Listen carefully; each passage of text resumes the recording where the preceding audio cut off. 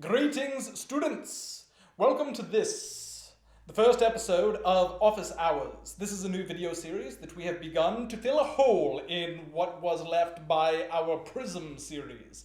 Namely, that you, my students, have many questions, and I, your professor, should like to answer them. Now, let us get to the questions.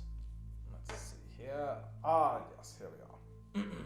Our first question is submitted by Martin Law. Martin, thank you very much. You were the very first person to submit a question to Office Hours, and this is a historic accomplishment. The question is, thoughts on the Great Reset, Professor? Thank you for asking this, Martin. The thing that stands out to me about the Great Reset, as it's called, is the use of this phrase, the Fourth Industrial Revolution. As far as I can tell, this is a phrase entirely invented by the World Economic Forum and its captains.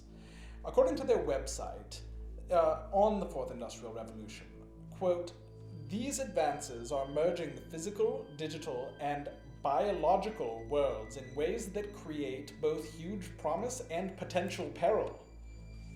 Potential peril, indeed.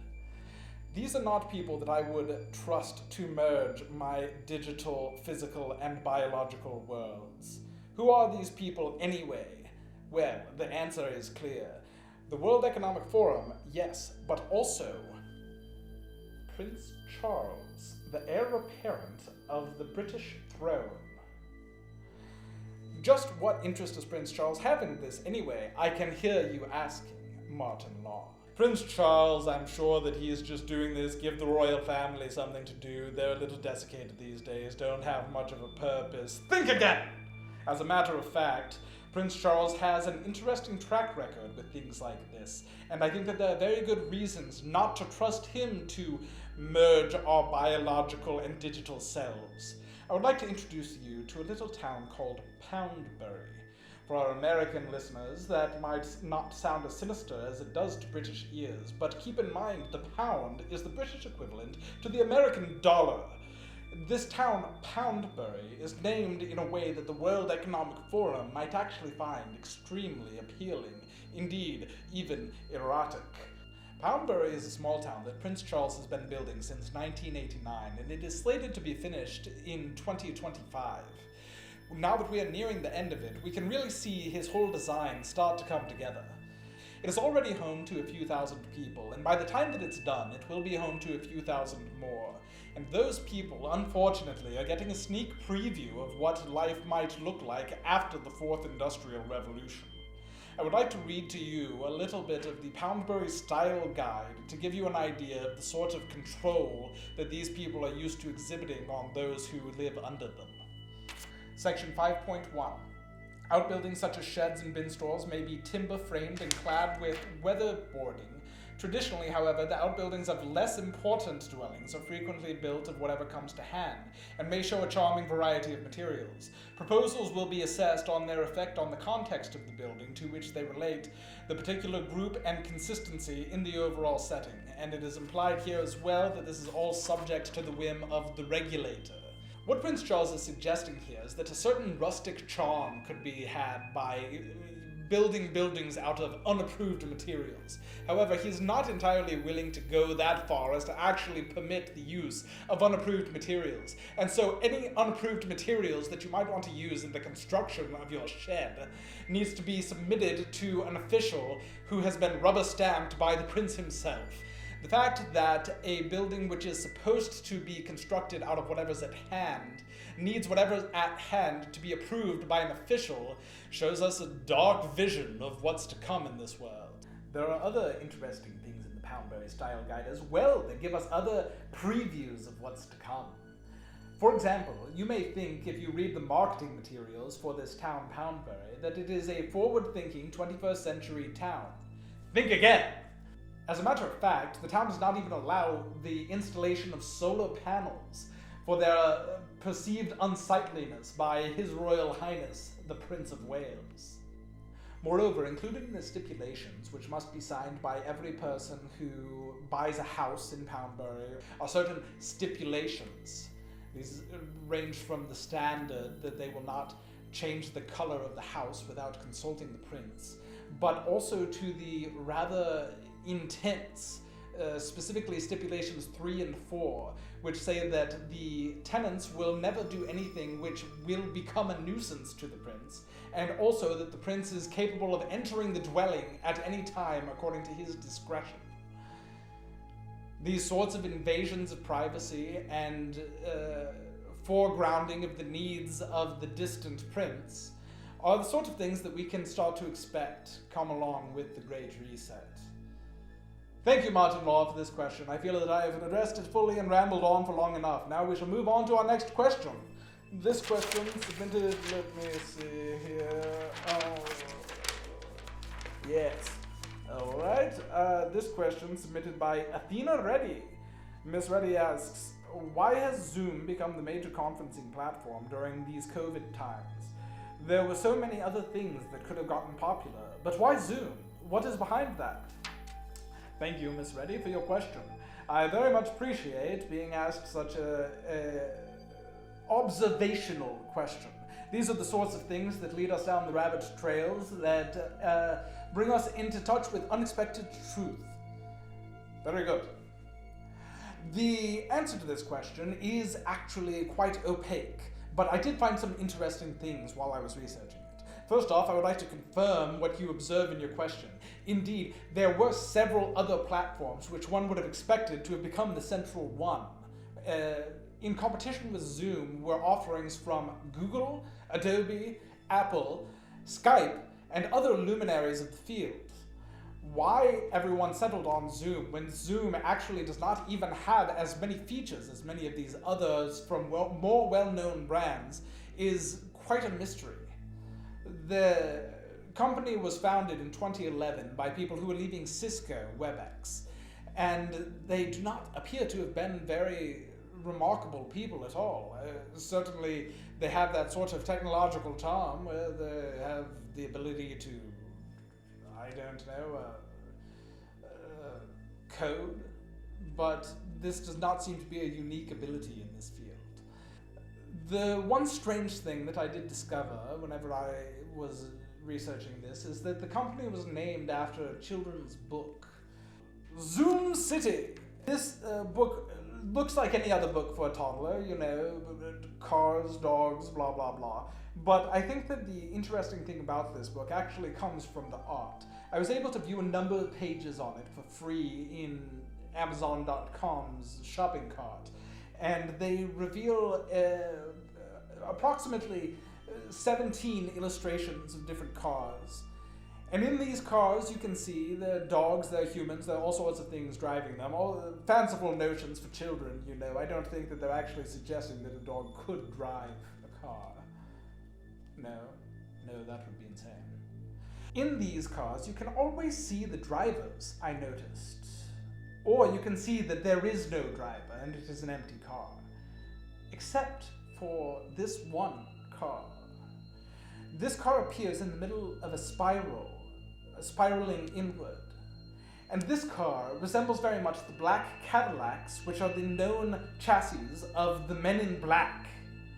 I am not certain that there is a connection between the Men in Black and the William Hurd, who wrote this book, nor that there is a connection between the electronic platform Zoom and the Men in Black that may or may not be depicted in this children's book.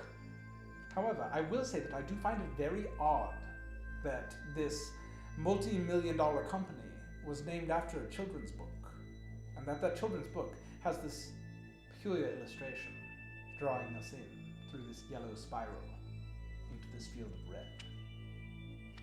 What is it that Zoom would like to draw us into? This certainly warrants further investigation, and I thank you again, Athena, for your question. Our next question is from Pete Peters. Pete, thank you for your question. Pete asks, are you feeling more and more like everything is a simulation? Being locked in from COVID makes me feel like that more than ever.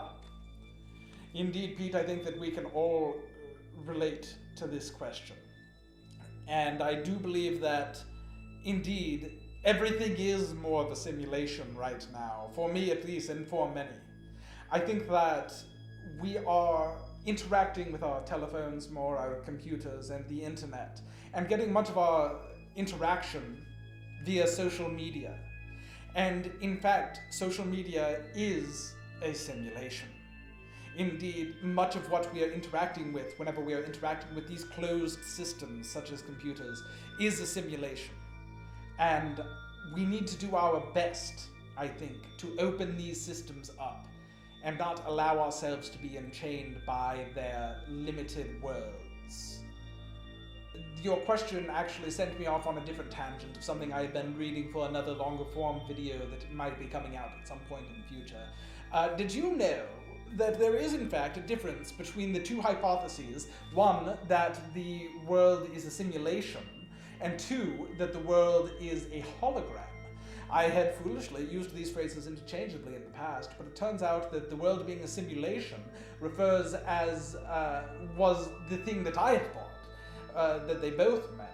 The world being a simulation is the idea that we are running in somebody else's computer of a more advanced civilization which is trying to see something about its own society by watching us.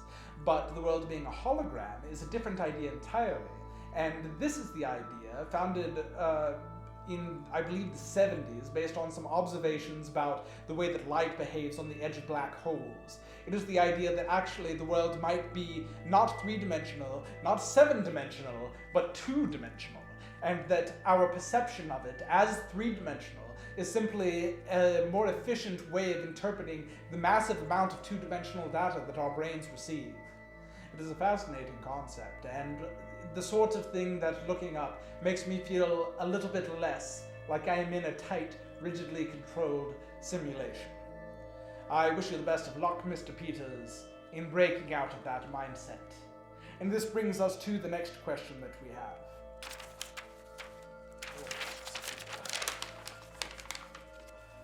Yes, this next question. Chaotist asks, Professor, how do we become self-sustainable, parenthesis, free from the system of control, close parenthesis, in the fastest, most efficient way possible? An important question, Chaotist, and unfortunately I feel a misguided one. The fact of the matter is that it is impossible to evade control by the illuminated masters.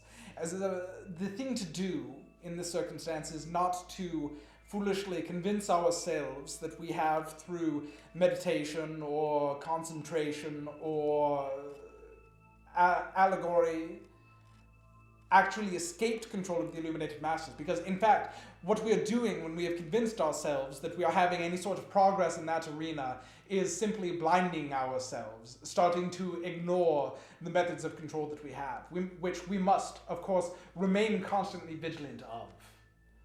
No, in fact, the thing to do is to realize that you, I, and all of us are members of the Illuminati.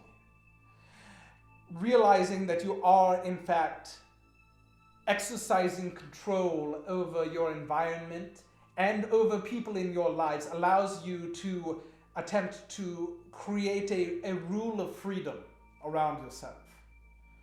A rule which will allow you to not tyrannize others. And by not tyrannizing others, we create an example by which we hope they will not tyrannize us. But the fact of the matter is that the Illuminati lives even in your DNA, even in the deep structures of your brain. It is inescapable to be subject to the patterns and the forces that drive us to certain actions. And indeed, life might, if we were to achieve this, be found to be a little more meaningless than we had hoped. No, I think that we must accept our fates here. And by accepting it, we might be able to gain some of that modicum of self-respect, which I feel that your question is lurching toward. This brings us to our final question of the evening. Hoping to be wheat, not a tear, asks, why do you choose to end your videos with, may the pyramid's eye watch over us all? Wouldn't it be better to say, may the Most High God watch over us all? Are we to assume that the professor is a card-carrying member of the Satanic Illuminati? Can you confirm or deny such memberships? Inquiring minds want to know, as the old saying used to go. Thank you for your question, Hoping. And thank you for the accusations. This, quite an aggressive question, but one that actually exists underneath very many of my videos, as people have wondered about my iconic sign-off. Well, there are many ways to answer this question, but for now I will point out that asking the Pyramid's Eye to watch over us all is not quite asking it to do anything that it would not be doing anyway. And there are much worse things that eye could be doing. Zapping us with lasers, for instance. Which I sincerely hope it will not. Thank you for joining me for this, the inaugural office hours. I hope that you enjoyed this video. Please send in more questions for the next office hours, which will be on March 24th, 2021. That's in 2 weeks' time from now. If you're going to be sending in questions, I do love it if you can do them observationally. I like questions about your life, things you notice in the world around you. I believe that other YouTube channels are very good at addressing the other mainstream conspiracy topics, but we can find secret histories written all around us. Thank you very much, and for hoping to be wheat not to tear, I will end this week saying, may the Pyramid's Eye fuzz off.